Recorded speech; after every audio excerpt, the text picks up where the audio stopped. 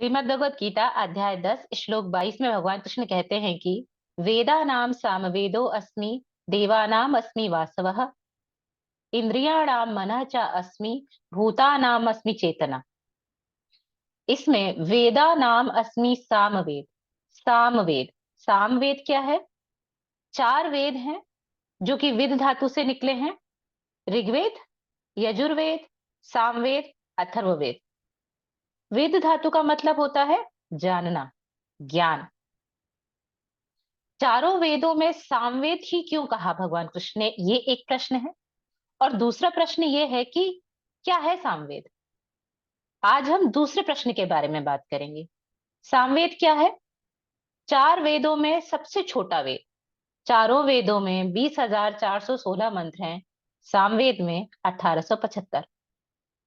बहुत ज्यादा मंत्र वो हैं जो कि ऋग्वेद से लिए गए हैं, थोड़े बहुत चेंज करके, एक शब्द चेंज कर दिया और है। स्टिल भगवान कृष्ण ने सामवेद ही क्यों चुना, ये तो अपने आप में एक अलग विषय है। सामवेद का अपने आप में क्या महत्व है?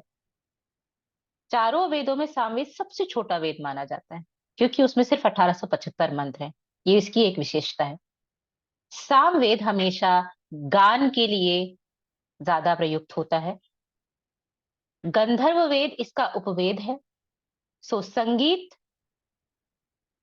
और नृत्य, ये सभी कुछ सामवेद से निकला है।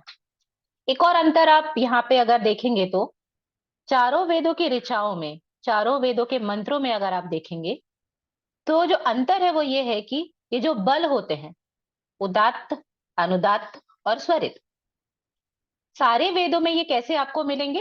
एक ऊपर छोटी सी लाइन रहेगी, एक नीचे लाइन रहेगी, जो कि है उदात्त, अनुदात्त और स्वरित का चिन्ह। लेकिन सामवेद में ये थोड़ा सा अलग है। ये सामवेद में कैसा है? 1, 2 और 3 की संख्या में है।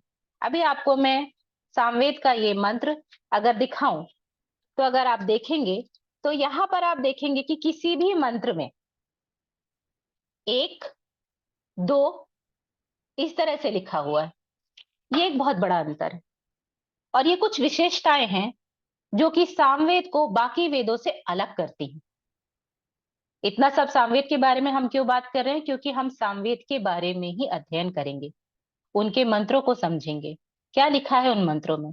ऐसा क्यों है कि ऋग्वेद में जो सारे मंत्र दिए गए थे उसमें से कुछ हजार मंत्र वही हैं जो कि ऋग्वेद में ही हैं, थोड़े से अंतर के साथ में, पर एक अलग वेद क्यों बन गया? क्यों इस वेद की इतनी महत्ता है? क्यों इस वेद का उपवेद गांधर्व वेद है? क्यों जानना जरूरी है हमारे लिए? क्या इतना जरूरी है हमारे लिए सामवेद? जी हाँ, बहुत जरूरी है।